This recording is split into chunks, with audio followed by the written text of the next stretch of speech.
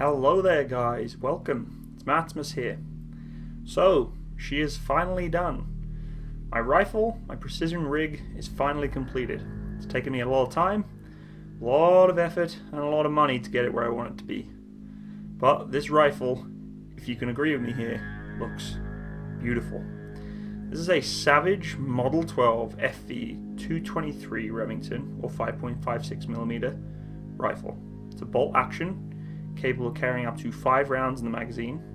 Do have 10 round mags capable also.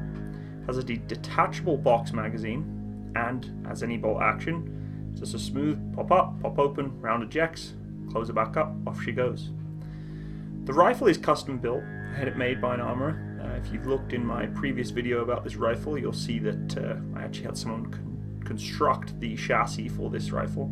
It's based around the Accuracy International chassis system, or the AICS, and it is absolutely gorgeous to shoot on. I have used the AICS before. Unfortunately though, I have not put a round through this rifle yet, and believe me, you will be the first to see that round go down range when I get her up and going. I'd also like to apologise. I've been away for a little while. I've been out this weekend with the Army Cadets, helping that out, which was a lot of fun.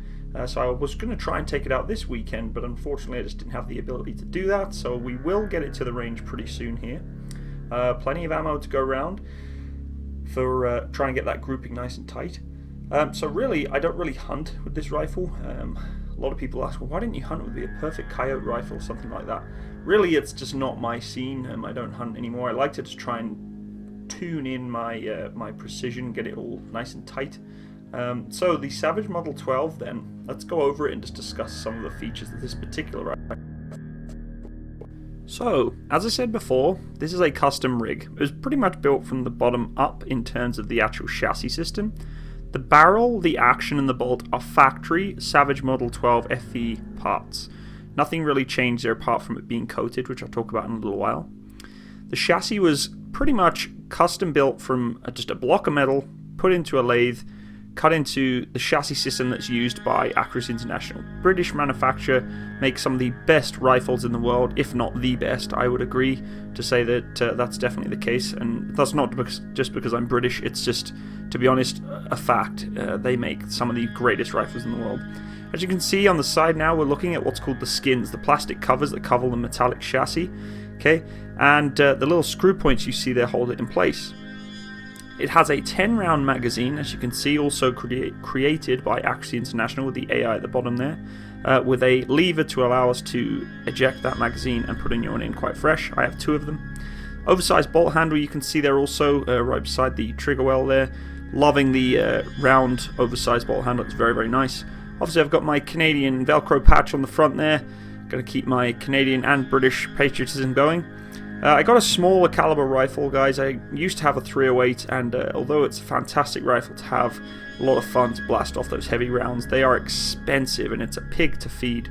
It does have a Harris Bipod on there, painted up in the same color roughly to the rest of the rifle. The camouflage scheme you are looking at right now is the A-TACS camouflage system.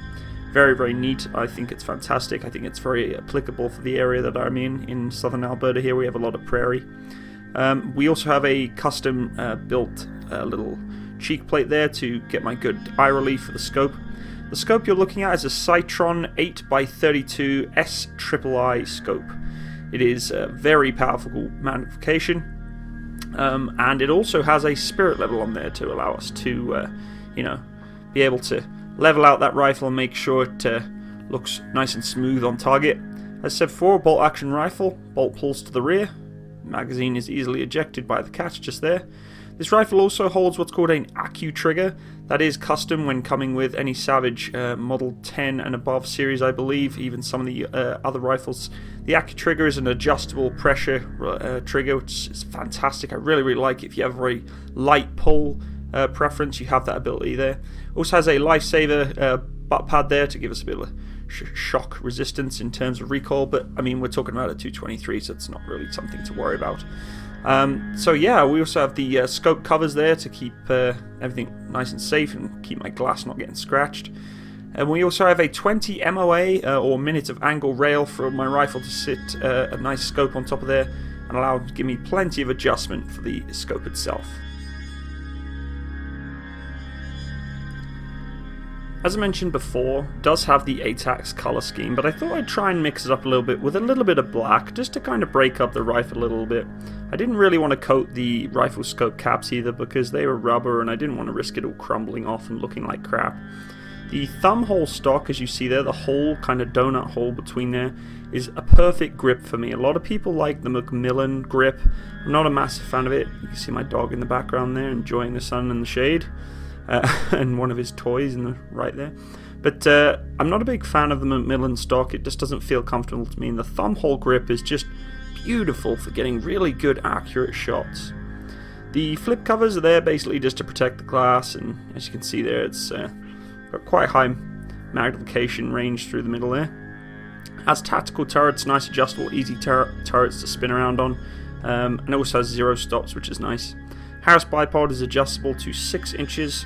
I believe 6 to 9 inches adjustable, which is nice.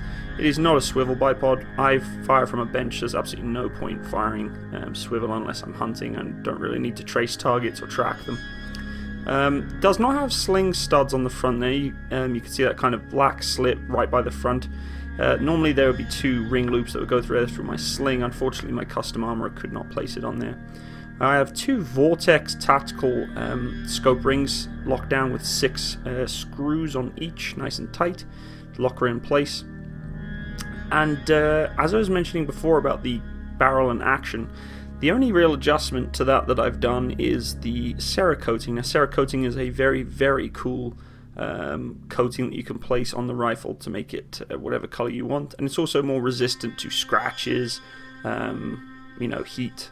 And just, everyday arduous conditions you could put on metal. It just covers it up and helps prevent rust and all that good stuff, and I absolutely love it. And the scope was done the same. Obviously the turrets could not be changed, because at the end of the day they have reticles on there, or not reticles, sorry, numbers on there that we didn't really want to mess around with, so we left them exposed black, so that's why you're seeing that black. The same applies for the bubble level there. We just didn't want to paint that unless really needed. So that's it, guys. That is my Savage Model 12. I really hope you enjoyed this video. I will be taking it to the range pretty soon here. Please make sure you stay tuned for that, because you guys will be the first ones to hear that round go around range, and we're going to do some, practice some target shooting and see how it goes. I hope you all have a fantastic day. Please feel free to like, share, and subscribe. And I hope you all join me when we shoot this bad boy / girl. Take care, guys. Bye-bye.